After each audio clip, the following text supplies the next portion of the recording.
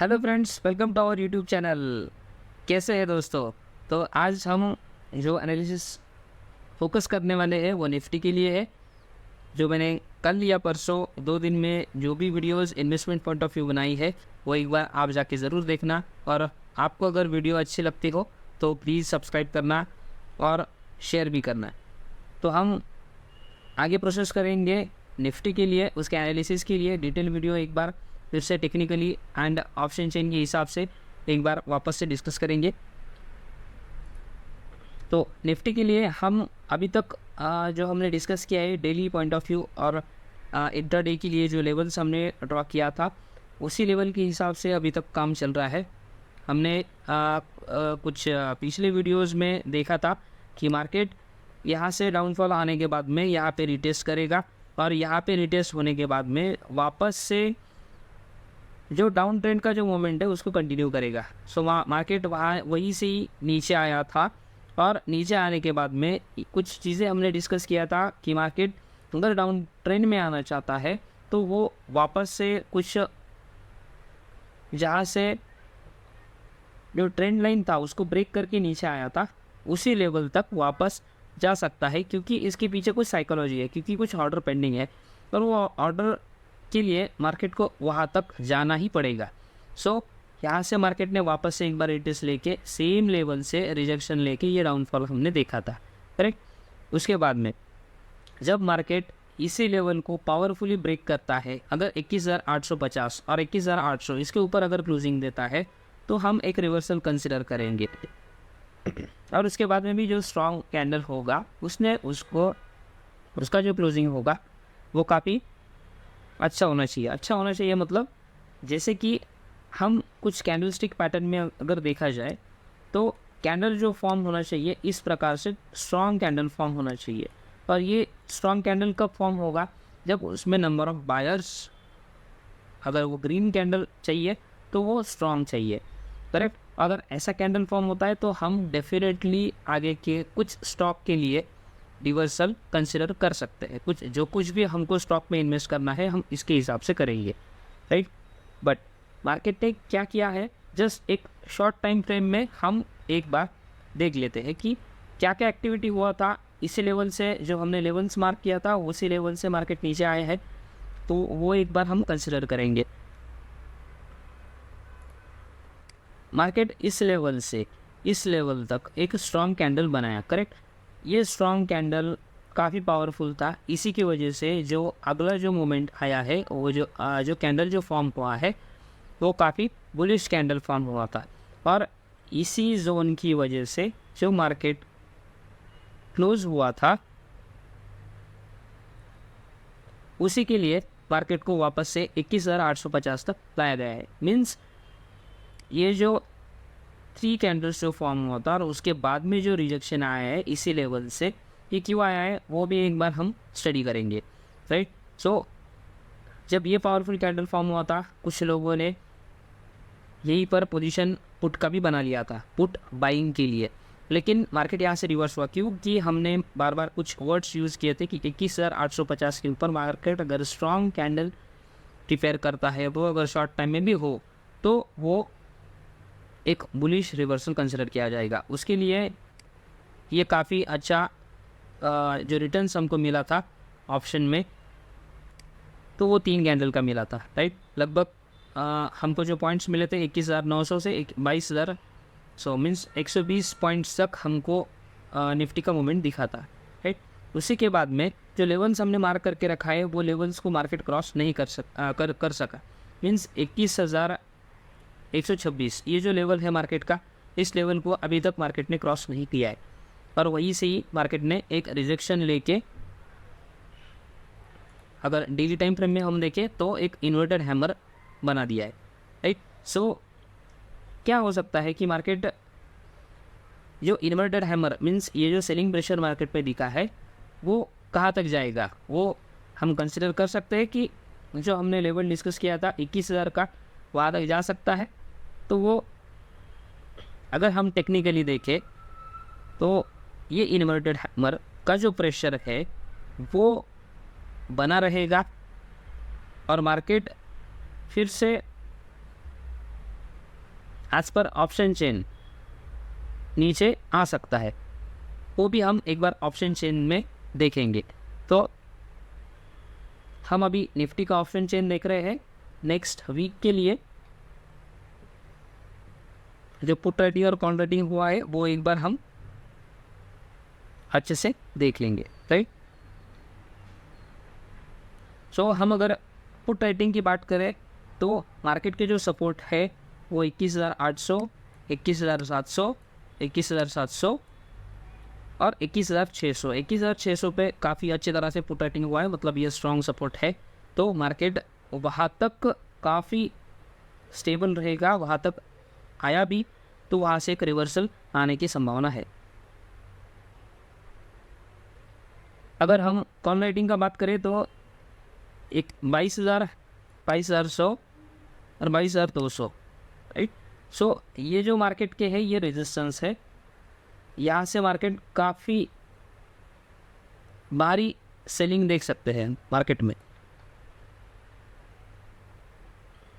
तो हम जो आने वाले समय में कुछ लेवल्स अगर देखें, कुछ स्टडी करें, अगर इंटरडे के लिए हम अगर बात करेंगे तो ये जो सेलिंग प्रेशर है मार्केट का, मैं कुछ लाइंस इसमें डिलीट करता हूँ जो कि आपको एक प्रॉपर समझ में आ जाए।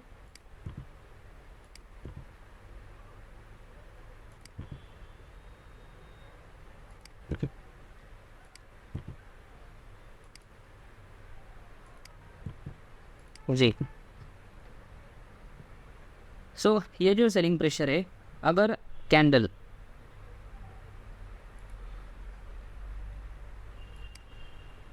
ये जो है ये मार्केट के लिए इम्पोर्टेंट सपोर्ट रहेंगे 21,700, 21,727।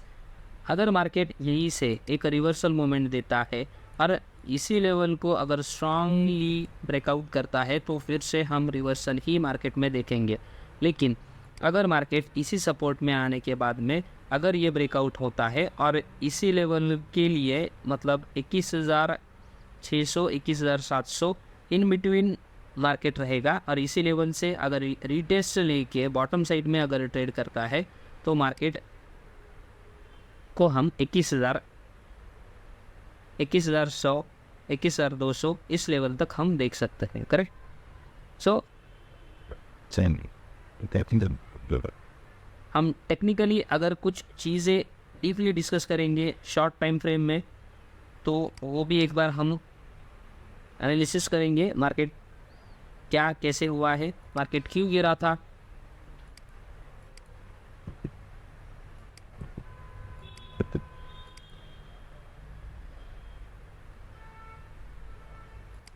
राइट। सो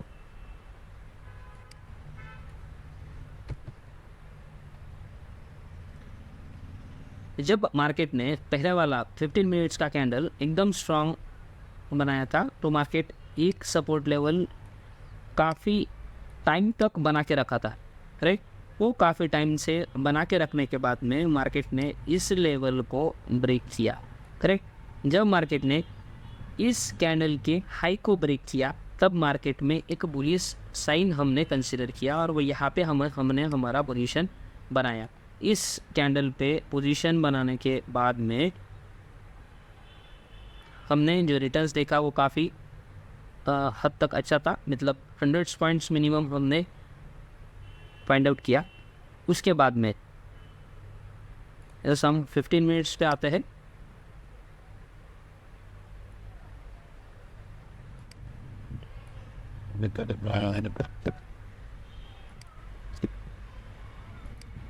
जी।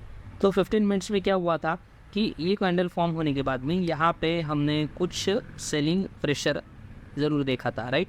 सो यहाँ पे हमने पोजीशन एग्जिट करा लिया, राइट।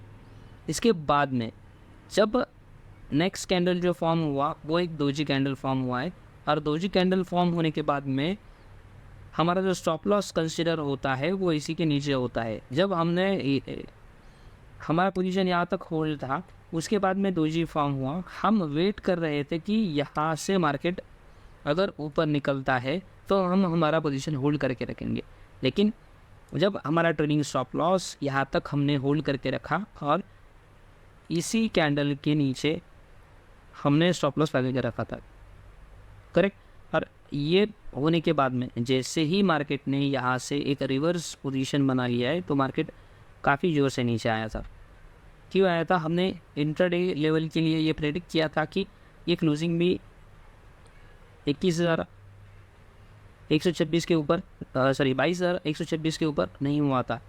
और ये अगर क्लोजिंग स्ट्रॉन्ग अगर होता था तो हम इसी के ऊपर और काफ़ी टाइम तक होल्ड करके रख सकते थे, क्योंकि मार्केट उसमें एक रिवर्सल साइन देता है और जो पॉइंट्स रहता है बैंक निफ्टी और निफ्टी के लिए, वो भी काफ़ी अच्छे रिटर्न देते हैं। तो वो हमने एक एनालिसिस किया था। तो कुछ लोग ऐसे भी है कि जिनको ट्रेलिंग स्टॉप लॉस इस चीज़ के बारे में पता है या नहीं है, वो एक बार प्लीज़ कमेंट्स करके बताइए। मैं इसके लिए वापस से कुछ डिटेल वीडियो भी बनाऊंगा। और बुलिश साइन कहाँ है, हमको एंट्री कहाँ लेना है, ये सारी काफ़ी जो छोटी छोटी चीज़ें हैं और यही इम्पोर्टेंट है, वो हमको सीखने के लिए प्लीज़ कमेंट्स करिए।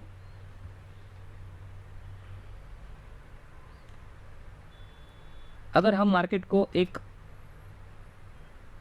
टेक्निकली अगर समझे तो हम ये भी सोच सकते हैं, बहुत सारे लोग ऐसे भी करते हैं जैसे वो ट्रेड करते हैं, उस हिसाब से मैं डिस्कस कर रहा हूँ।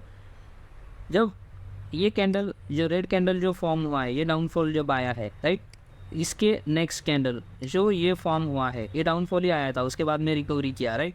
काफ़ी बुलिश प्रेशर था यहाँ से और एक हैमर क्रिएट किया था। लोगों ने यहीं पे वापस से पोजीशन बनवा लिया कि मार्केट यहाँ से फिर से रिवर्स जाने वाला है। लेकिन ये साइन हमने क्यों नहीं पकड़ा? क्यों ऐसा हमने स्टडी नहीं किया? इसके पीछे भी साइकोलॉजी था। तो साइकोलॉजी ऐसा था, जो ट्रेंड लाइन हमने जो मार्क करके रखा है उसके बीच में इसका क्लोजिंग नहीं हुआ है, करेक्ट। अगर इसके बीच में अगर क्लोजिंग होता था और ये हैमर अगर क्रिएट होता था, तो हम यही डिसाइड करते थे कि मार्केट यहाँ से रिवर्स हो सकता है, क्योंकि बाइंग प्रेशर भी अच्छा है। लेकिन अगर इस जोन से ये क्लोजिंग अच्छा नहीं है और ये हैमर भी क्रिएट हुआ है, तो हम इसकी संभावना बहुत कम है रहती है कि मार्केट यहाँ से रिवर्स हो जाए और वो यहाँ से ऊपर चला जाए। मार्केट जो है वो इसी लेवल तक, जो मूविंग एवरेज है उसी का सपोर्ट लेते हुए वही लेवल तक आके रुक चुका है। तो हम अगर डेली पैटर्न के हिसाब से अगर बात करें, तो ये जो इन्वर्टेड हैमर है, इसके हिसाब से मार्केट कुछ हद तक जो सेलिंग प्रेशर आया था उसको मेंटेन रखते हुए नीचे आना चाहिए, करेक्ट। और इसकी संभावना 60 to 70% है। और अगर मार्केट कल, परसों, नेक्स्ट वीक तक अगर 22,126 के ऊपर अगर क्लोजिंग देता है, तो हम मार्केट को रिवर्सल ही कंसिडर करेंगे। वो वहाँ से एक स्ट्रॉन्ग बाइंग और अपने के लिए रेडी होगा। लेकिन बजट आने के बाद में ऐसा मार्केट में कुछ खास मोमेंट हमको नहीं दिखा है, और हमने भी जो प्रेडिक्ट किया था, हमने एक्सपेक्ट जो किया था, उसी के हिसाब से मार्केट भी